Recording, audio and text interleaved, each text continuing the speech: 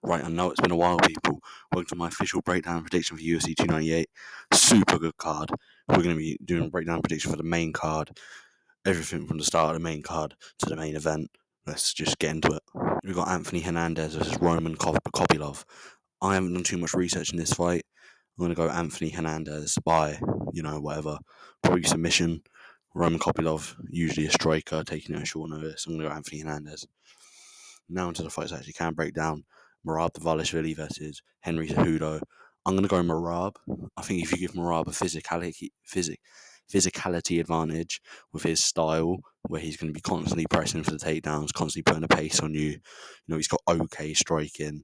It's more just the pace and pressure and the constant takedowns. Yeah, if you give Merab a physicality advantage over the very, very small Henry Cejudo, like his last fight against Aljamain Sterling, it looked like a flyweight in there against a proper bantamweight, really more a featherweight. Whereas you look at Merab's last fight against Pierre Yan, he looked big in there.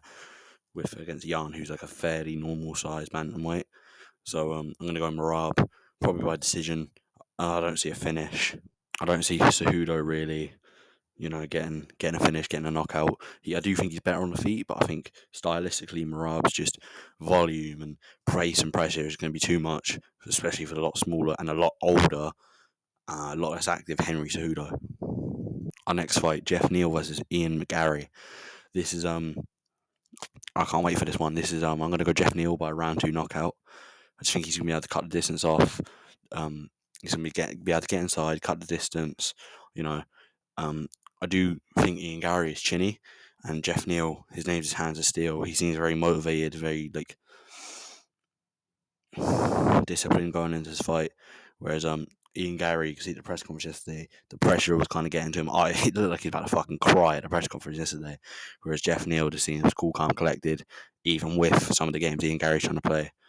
I do think Ian Gary can trouble him a bit with the body kicks and keeping it at long range. He's a very, very big welterweight.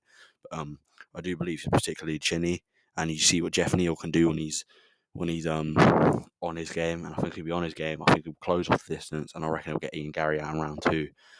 I don't reckon there'll be any troubling moments for Jeff Neal. I just think he might struggle cutting the distance off, but at some point he will just be able to cut it off, and will land. And I don't think it will take too much for him to get him out. Next up, we got Robert Whittaker versus Paulo Costa. I'm going back and forth on this one. I don't think Robert Whittaker's past his best, but I think he's coming to the end of his best. And you got Paulo Costa, who's been very, very inactive recently. Not even recently, throughout the past couple of years, right? He didn't fight last year. Yeah. Whereas Robert Whittaker fought once against Dricus du Plessis, got beat in a big upset.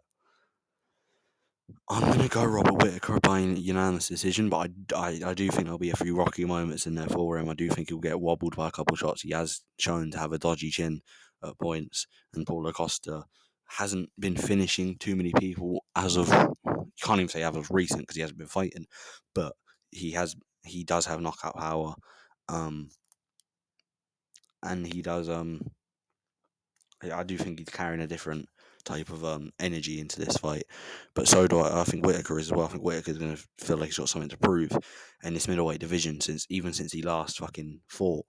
The division has changed so much. The belt has changed hand twice. He was to the point where he lost to du Plessis, then du Plessis won the belt, and the division has changed majorly. He arguably beat Adesanya in that rematch. Then he goes on a bit of a run, gets into arguably a number 1 contender shot against du Plessis, and loses in definitive fashion, right? And now seeing du Plessis be champion, he's gonna have a chip on his shoulder and want something to prove. That's why I'm gonna go with him by unanimous decision. But I do think there'll be a few moments where Paulo Costa might turn the tide. I'm not too confident in this pick. I'm just gonna stick with it. Now the main event, Alexander Volkanovski versus Ilia Topuria. I'm gonna go Volkanovski getting it done by either a round 3 TKO or a unanimous decision. I just think Volk's too good. I know Ilya's good, right? But Ilya's young, he's green. His best win is Josh Emmett. His top 3 wins is Josh Emmett, Bryce Mitchell, and Jai Herbert. Jai Herbert hurt him very badly in that fight. Big guy, lightweight, kind of irrelevant. Bryce Mitchell, He's not the best. Josh Emmett, all he's really got is an overhand and some takedown defense and a double leg. He'll trouble Volk. He will hit Volk. I'm assuming round about round 2 he will hurt Volk, and I do think Volk will be rocked badly. But I just think he's too good in those. I think he'll get hurt, and his takedown entries are too good. He'll just get in on the takedown. I don't think Ilya can submit him, even though Ilya does have, admittedly, very good jiu-jitsu. Volk is just, in my opinion, basically unsubmittable. He's been working on his jiu-jitsu a lot. He is going to be so defensively good in terms of just jiu-jitsu and his build. I don't think he's going to be submitted very easily.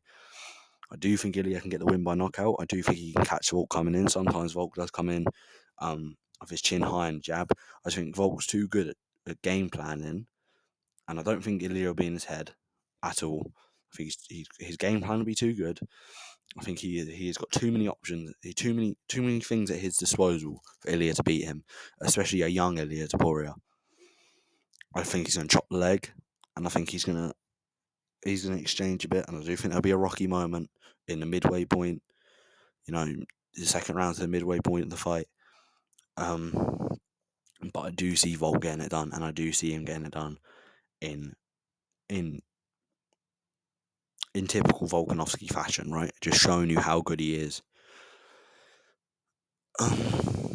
Yeah, I think he's going to chop up the leg of Ilya, and I do think he can get a finish. But I wouldn't be surprised if Ilya gets it done. I just don't think it will happen. I think Volk's too good. I think he's better on his feet. Ilya has the more power, but Volk is just all around better. He can chop at that leg. Ilya stands very heavily in that front leg. His pace is unbelievable. I know Ilya's just gone 5 rounds, but Ilya's just gone 5 rounds of little coming back at him, right? Whereas Volk is just constantly going to be on him.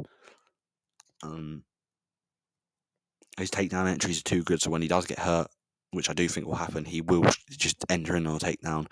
He's got some of the best takedown entries I've ever seen in the sport. I think he's basically unsubmittable, and yeah, I'm going to go Volkanovski by either a 3rd round finish or a unanimous decision win. Yeah, that's my thoughts and opinions on this fight. I'm sorry for the lack of videos recently, and I'm sorry if this one seemed a bit weird. It's I haven't done one of these in 2 months, right? I haven't done one of these in 2 months, so if it seemed a bit off, sorry. They will probably resume back to weekly prediction videos at least now. Yeah, thank you for watching. Please like and subscribe. Goodbye.